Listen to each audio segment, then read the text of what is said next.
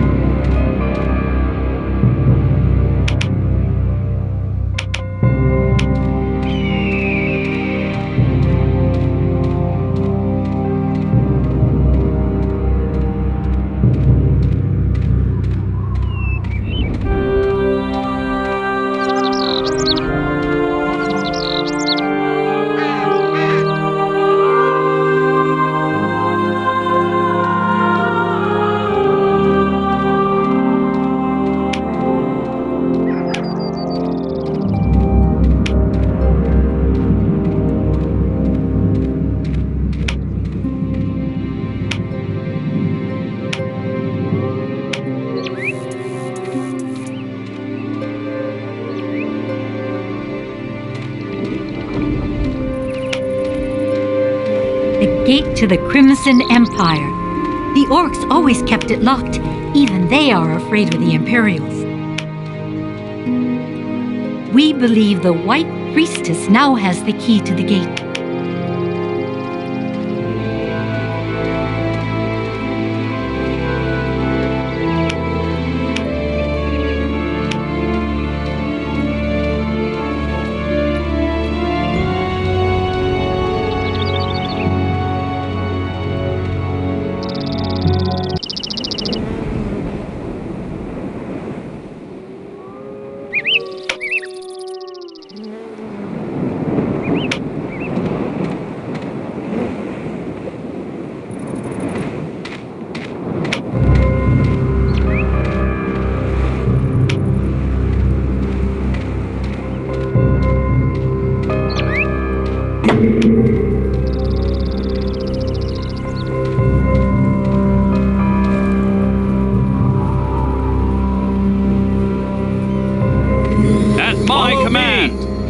And go!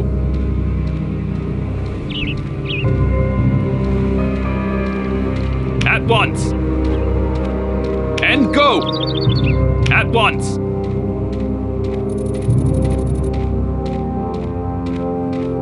Forwards! At once!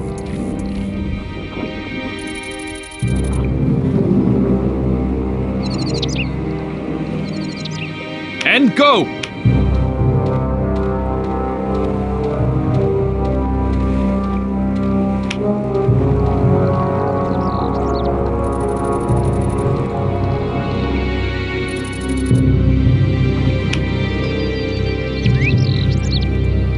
and go!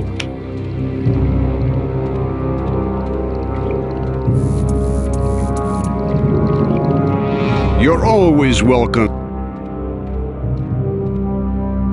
What do you know about Grim and Lena? Me? Nothing. I'm just an old man. I'm not interested in those things anymore. I mean about their origin and their history. Oh, I see. Back then, Lena came to us with Dunan and Rewis. She was initiated in magic by the Ice Elves, and she met the two rune warriors there.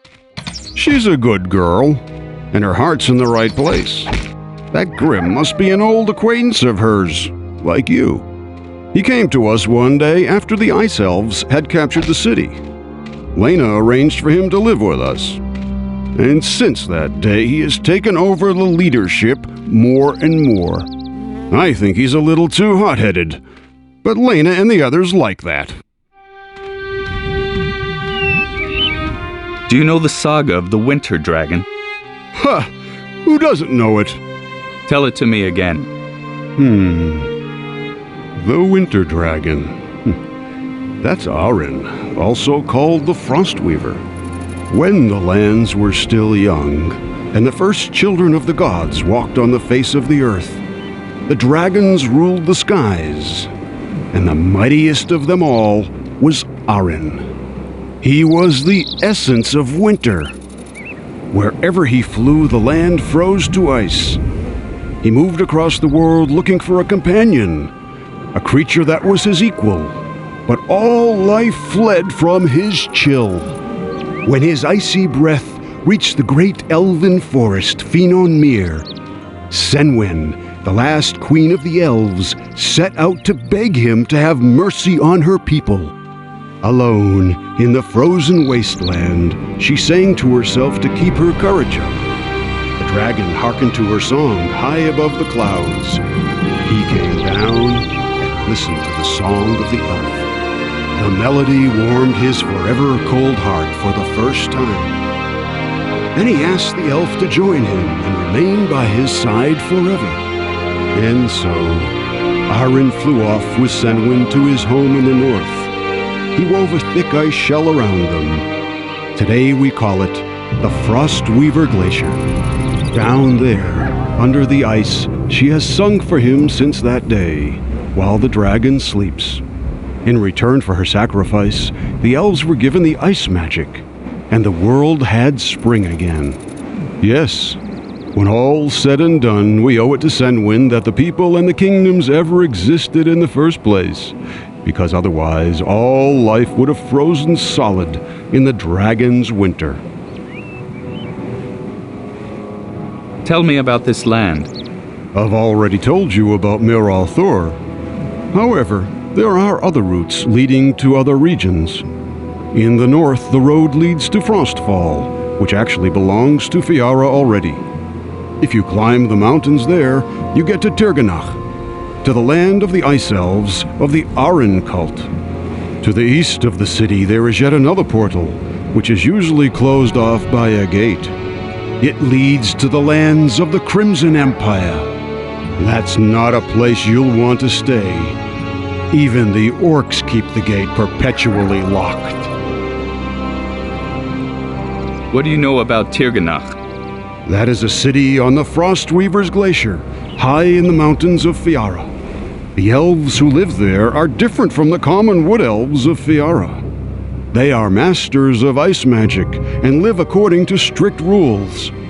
They ferociously defend the glacier and their holy places. Many people believe they are not true servants of the light anymore. They say that they even challenged a rune warrior in the Battle of Fiara.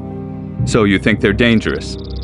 I think that power can destroy the spirit, but I can't imagine an evil elf, if that's what you mean. Tell me about the Crimson Empire.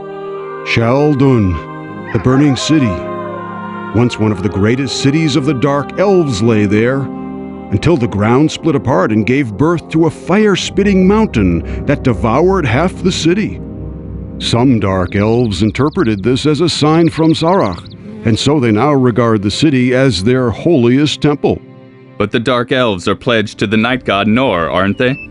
That sect from Shaldun may still acknowledge Nor, but they consider themselves the chosen people of Zarach. They study the magic of the fire, and yearn to sacrifice in flames the other lands to their lord.